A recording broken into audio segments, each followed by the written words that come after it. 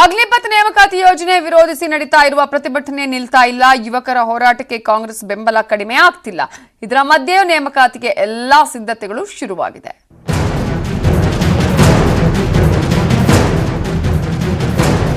ಭಾರತೀಯ ಸೇನೆಗೆ 17 ವರ್ಷದಿಂದ 23 ವರ್ಷದೊಳಗಿನ ಯುವಕರ ನೇಮಕಾತಿಗೆ ಸೇನೆ ಸಕಲ ತಯಾರಿ ಮಾಡಿಕೊಳ್ಳುತ್ತಿದೆ. ಗುರುವಾರದಿಂದ ನೇಮಕಾತಿ ಪ್ರಕ್ರಿಯೆಗೂ ಚಾಲನೆ ಸಿಗಲಿದೆ.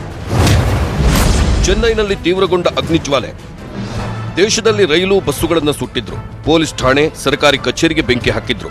ಆದರೂ ಯುವಕರ ಸಿಟ್ಟು ಕಮ್ಮಿ ಆಗಿಲ್ಲ. ಇವತ್ತು ಚೆನ್ನೈನಲ್ಲಿ ಅಗ್ನಿಪಥ್ ವಿರೋಧಿಸಿ ನಡೆದ ಪ್ರತಿಭಟನೆಯಲ್ಲಿ ಲಾಠಿ ಚಾರ್ಜ್, ತಳ್ಳಾಟ, ನೂಕಾಟಗಳು ನಡೆಯಿತು.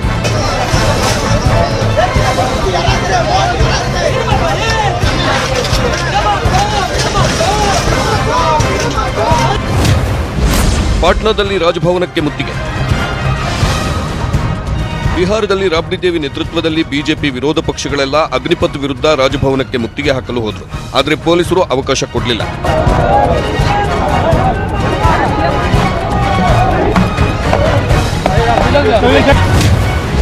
ಕಾಂಗ್ರೆಸ್ ಹೋರಾಟ ನಾಳೆಯಿಂದ ತೀವ್ರ.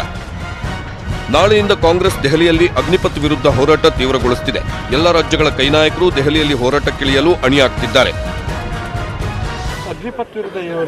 ಅದಕ್ಕೂ ಬೆಂಬಲವನ್ನು ಕೊಡ್ತೇವೆ. ಅದಕ್ಕೆ ರೂಪರೇಷೆಯನ್ನು ನಾವೆಲ್ಲ ಕೂತ್ಕೊಂಡು ಇಲ್ಲಿ ಯಾವ ರೀತಿ ಮಾಡಬೇಕು ಅಂತ ನಾವು ಚರ್ಚೆ ಮಾಡ್ತೇವೆ. ಈಗಾಗಲೇ ಪ್ರಾರಂಭ ಮಾಡಿದ್ದೀವಿ. ಯುವಕರು ಇವತ್ತು ಅಗ್ನಿಪಥ್ ವಿರುದ್ಧವಾಗಿ ಹೋರಾಟ ಮಾಡ್ತಾ ಇದ್ದಾರೆ. ಅದು ನಮ್ಮ ಪ್ರಕಾರ ಇಟ್ಸ್ ಎ ಜಸ್ಟ್ ಡಿಮ್ಯಾಂಡ್. ಅವರು ಹೋರಾಟ ಮಾಡ್ತಾ ಇರ್ತಕ್ಕಂಥದ್ದು ನ್ಯಾಯಯುತವಾಗಿದೆ. ಅದಕ್ಕೆ ಬೆಂಬಲ ಕೊಡ್ತಾ ಇದ್ದೀವಿ. ಸೊ ಗುರುವಾರದಿಂದ ನೇಮಕಾತಿ ಶುರುವಾಗ್ತಿದ್ದಂತೆ ಮತ್ತೆ ಅಗ್ನಿಜ್ವಾಲೆ ತೀವ್ರಗೊಳ್ಳೋದು ಪಕ್ಕ. Bureau report, news 18 Kannada.